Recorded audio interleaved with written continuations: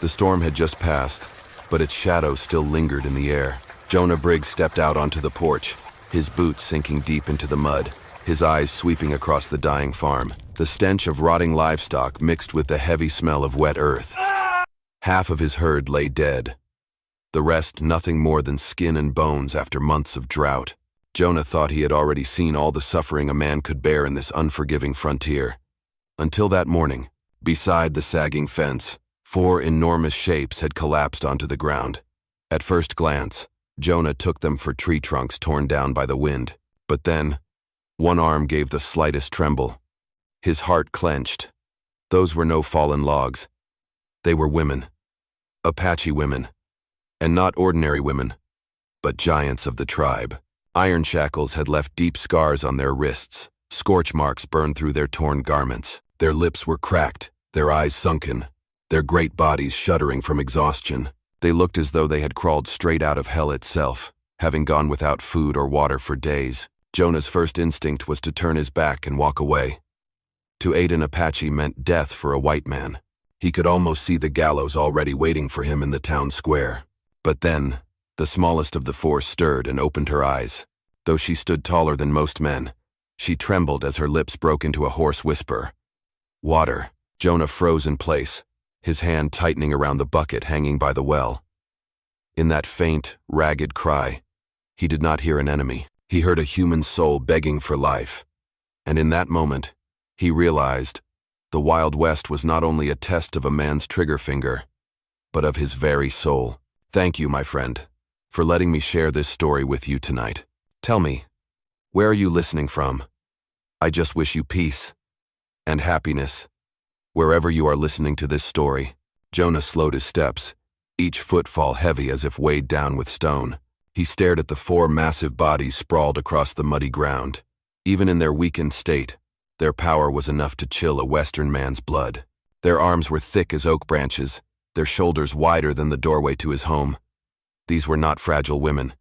These were warriors. Jonah's mind reeled. He knew the law of the frontier. Anyone who gave shelter to Apache criminals was branded a traitor. A single accusation was enough to see a man swing from the gallows. He had seen it before. Once, they hanged a farmer simply for letting a starving Indian child beg at his doorstep. No forgiveness, no defense. Jonah cursed under his breath and turned to walk away. But a faint groan pulled him back. The eldest, he guessed as much, strained to lift her head. In those deep, dark eyes, he saw a glimmer both fierce and desperate. There was no hatred there. Only the same hunger for life he saw in his own reflection each morning. Damn it, Jonah muttered. He lifted the bucket, drew water from the well, and knelt down. He brought it to their lips, a sip at a time. Water dribbled across cracked mouths, and for the first time, the breath of the 4 giants came longer, steadier. Before he could rise, the youngest lurched forward. Her hand, big as his forearm, clamped around his wrist. The strength in her grip froze him, but her eyes trembled as she rasped a single word. Food. Jonah gave a weary smile. Inside the old wooden cabin, he had only one small loaf of dry bread left, no larger than his hand. It was the only meal he had saved for the day. Yet as he looked into 4 pairs of waiting eyes, he knew he no longer had a choice. He broke the loaf into small pieces and placed them in their hands. The 4 enormous hands quivered as they received the food, eating slowly, as if afraid it might vanish. In that moment, Jonah felt the weight of it. He had just wagered his life. Leaning back against the broken fence post, Jonah watched in silence. The wind carried the smell of damp earth and the faint trace of blood. His memory drifted back to a night when the sky burned red, his home collapsed, and the screams of his wife and children echoed into nothing. Their deaths, too, had come at the hands of men hiding behind the name of law. Jonah's fists tightened. Perhaps he was stepping onto a road from which there was no return, but at the very least, he was no longer standing alone against the cruelty of the frontier. Jonah staggered as he guided each of them into the old cattle barn, abandoned since the previous winter. The rotted wooden door creaked shut, leaving only a dim light filtering through the cracks in the boards. The 4 towering bodies filled nearly the entire space, making Jonah feel like a child standing among living statues of flesh and bone. He pulled a tattered blanket over them, then sat down hard on the dirt floor, his back pressed against a wooden beam. Questions crowded his mind. Why had 4 giant Apache women collapsed right outside his doorstep? Why was fate, forever, driving him down a road with no way out? The eldest, Nala, spoke at last. Her voice was raspy but firm, the voice of someone more accustomed to giving orders than begging. We are not common prisoners. We were taken because we defied an order. Jonah frowned. What order? Nala locked eyes with him. A band of renegade soldiers. They wanted to burn my village. Women, children, all of them. We stood in their way. And for that, they bound us in chains and called us traitors. The air in the barn grew heavy. Jonah felt his chest tighten. The image of his own home engulfed in flames returned with a stab, his wife and children screaming in the fire. He knew that feeling, the helpless rage of watching the strong crush, the innocent beneath their boots. Kiona, the youngest, shifted slightly, her eyes glowing in the shadows. They wanted us dead, to make an example, but we escaped and fell into your hands. She let out a rough laugh, half bitter, half grateful. Jonah did not answer. His gaze lingered on the deep scars of the shackles around their wrists, on the cold sweat running down the sun-browned face of Taya, the second sister, towering as tall as a mountain. These were no criminals. These were warriors who had dared to stand against evil. For a moment, Jonah felt torn between 2 worlds. On one side, the law of the town, where he might find safety if he turned them in. On the other, his humanity, where he would risk his own life to keep hold of his conscience. He sighed, removed the worn hat from his head, and set it down on the dirt. You have no strength left. Rest. I will find a way. At least until morning. No one spoke again. Only the whistle of the wind through the cracks in the boards and the heavy breathing of the 4 giants. Jonah sat in silence, his eyes wide open, telling himself that they would come soon. And this time, he might not live to speak another word. That afternoon, the western sky darkened, though the sun had not yet set. The wind rose, carrying red dust that rolled in choking clouds. Jonah was bent over mending the fence when the sound of pounding hooves shook the ground outside the gate. He lifted his head, and his heart turned to ice. 3 federal soldiers rode into the yard. Their coats still bore the blackened stains of ash, proof of villages recently burned to the ground. At their lead was Sergeant Merrick, a man known for his cruelty, his gray eyes dull and cold like those of a wolf. Briggs, Merrick barked, jerking the reins of his rearing horse. We have reports of strange tracks around here. Big, like some kind of monster. You seen anything? Jonah forced himself to stay calm, his hands gripping the handle of the shovel. Only my sickly cattle. They tear up the ground when they wander. One of the soldiers dismounted, crouched low, and studied the mud.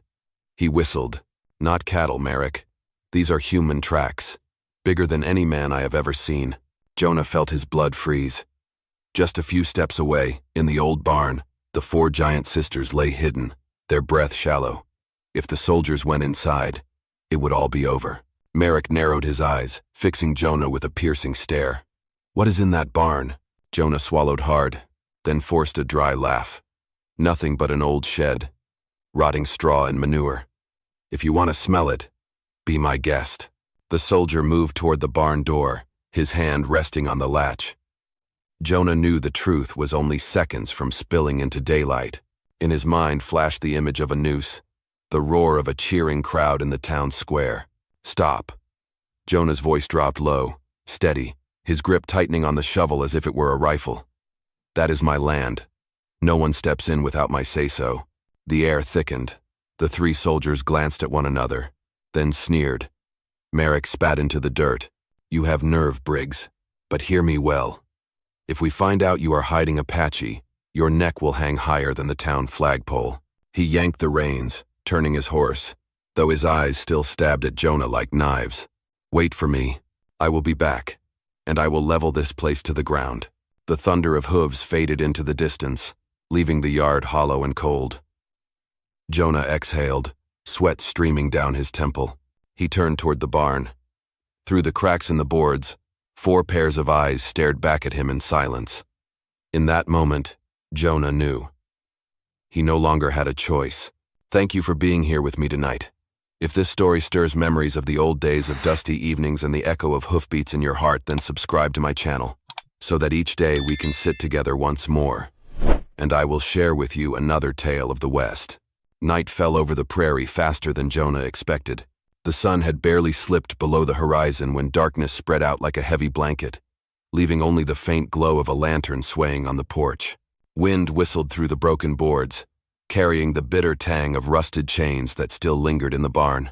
Jonah sat motionless, his rifle laid across his knees. A feeling unlike any he had ever known rose within him, caught between two lines, pinned between the law of the town and the grateful eyes of the four giants lying in the barn. From far off, the long wail of a dog echoed like an omen. Then, out of the night, shapes began to appear. At first only dark smudges in the dust, then slowly clear, Apache riders, circling the homestead in silence. Their campfires did not burn, only the glint of steel spears and knives flashing pale under the moon. Jonah rose slowly to his feet. He did not raise his rifle, but he did not let it slip from his hand. From the shadows, a rough voice called out in broken English, "White man, you keep my 4 sisters in that barn." The barn door shuddered. Inside, Kiona stirred, her eyes flaring bright. Nala pressed a steadying hand to her shoulder, holding her back. They had recognized the voice. Jonah drew a deep breath, steadying himself. "They collapsed in my yard. I gave them water, and I gave them bread." A heavy silence hung over the land. Then, a tall figure stepped forward from the circle feathers and beads draped across his shoulders. Not the chief, but clearly one of the leaders. "Rumor flies faster than the wind," he said. "My people tell me the soldiers chained the 4 sisters for defying the order to slaughter villagers. Now, they have escaped and fled to this farm." Jonah said nothing. He knew words of defense would be useless. All he could see were the 4 pairs of eyes inside the barn, watching him, waiting for judgment. The Apache leader gave a slow nod. "The chief will come with the dawn. He will decide the fate of you and the sisters alike."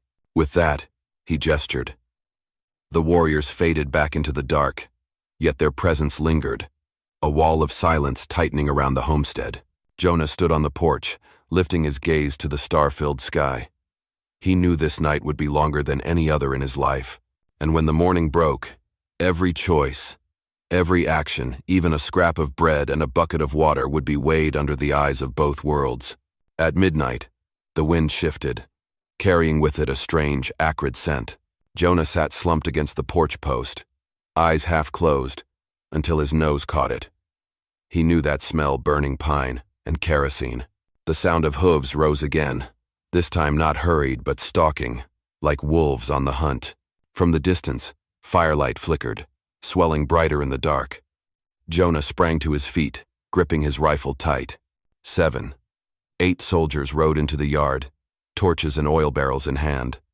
At their head was Merrick, his face glowing red in the firelight like a devil's mask. He bared his teeth in a cold grin. "I warned you, Briggs. Did you think you could hide them forever? Tonight, I will burn this place to the ground.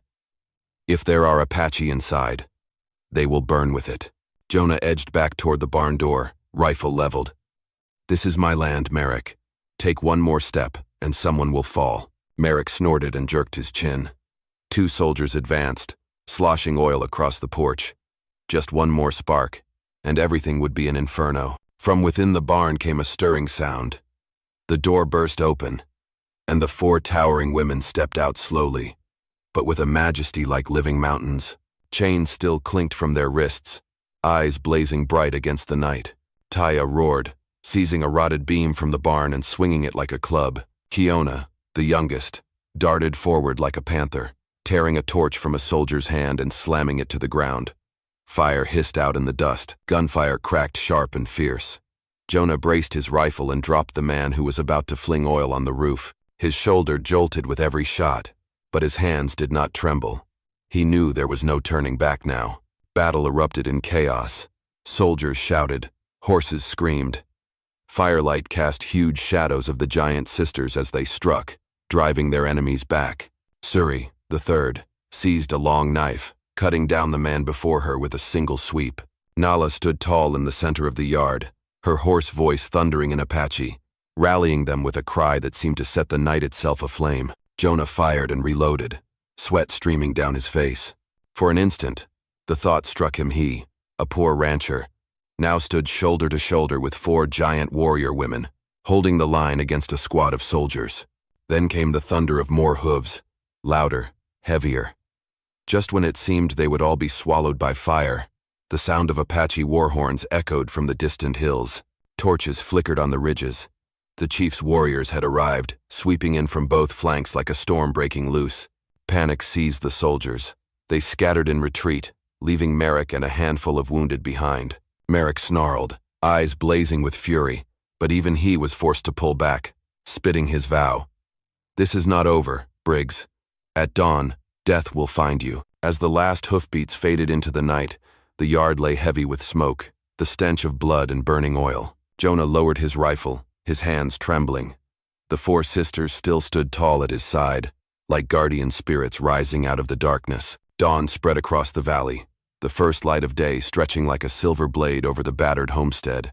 Scorched weeds and bloodstains still marked the ground, not yet dry. Jonah stood on the porch, his face hollow, his calloused hands trembling faintly after the long night. Beside him, the 4 giant women sat in silence, their eyes bloodshot from exhaustion yet still burning bright, like embers refusing to die. From the north came the sound of hoofbeats. Not hurried, not loud, but steady and solemn. Jonah lifted his gaze. Out of the mist emerged the Apache riders, 20 warriors in the lead, and at the rear, an elder man, his back straight as a pine, streaks of silver in his hair, his eyes deep and piercing. Chief Nahima, the father of the 4 sisters. He dismounted, stepping into the yard with a stillness that seemed to draw all breath from the air. Warriors formed a circle, lances raised, yet none spoke a word. The chief's eyes swept over the ground, pausing on Merrick and the soldiers bound in ropes after the night's battle. Then, his gaze fixed on Jonah. "White man," he said, his voice low but clear. "You know, do you not? Any who shelter Apache prisoners shall hang by the neck." Jonah swallowed hard, but stood tall, unflinching. "I know." Nala, the eldest, forced herself to rise. Though her body trembled, she stood proud as a mountain. "Father," she said, her voice breaking, "this man gave us water. He fed us when no one else dared. Without him, we would have perished here in the dirt." For a long moment, Nahima was silent. Then he stepped closer to Jonah, his gaze heavy as stone, weighing, searching. Jonah clenched his fists, his heart pounding like a drum. He braced for a death sentence, for the nod that would unleash the blade. But instead, the chief raised his hand, his voice carrying across the valley. "This man is no enemy. Jonah Briggs, from this day forth, you are the keeper of the oath of freedom of the Apache. You gave the last of your bread and water to those who stood against oppression. The law of this tribe will shield you." The words had scarcely fallen when the valley rang with war horns and the cries of warriors. Jonah stood stunned. He, a poor, lonely rancher, now stood within the circle of protection of an entire people. Merrick writhed in his bonds, shouting, "Indian law is nothing. He is a traitor, and he will die by the hand of the Union." Nahima turned, his eyes flashing steel. "If those rebel soldiers crave war, let them come and taste it. But blood has spilled enough. On this dawn, I choose life." Jonah stood frozen. In that instant, he understood. His life had turned down a road he had never imagined, and it had all begun with a bucket of water and a scrap of bread on a fateful night. The morning sun pushed back the mist, spilling light over Jonah's battered homestead. Black scorch marks still scarred the fence. Smoke still lingered in the wind. Yet in the midst of ruin, a strange peace settled over the land. The 4 Apache sisters sat in a line before the yard, their giant forms casting long shadows across the dirt. They were no longer broken prisoners, but like pillars of the mountains, tall, unyielding, proud. Nala, the eldest, watched quietly as her father spoke with the elders. Taya, towering and strong, lifted the broken fence posts to set them upright. Suri's hands worked with care, tearing cloth to bind the wound on young Kiona's shoulder, where blood still seeped. Jonah stood on the porch, his ragged hat in his hand, feeling as though his whole life had been rewritten in a single night. No longer just a poor rancher fighting to keep his starving cattle alive. He now bore a new name among the Apache, the Keeper of the Oath of Freedom, a title no man in town would ever dare dream of. Chief Nahima approached him, his old eyes sharp yet carrying recognition.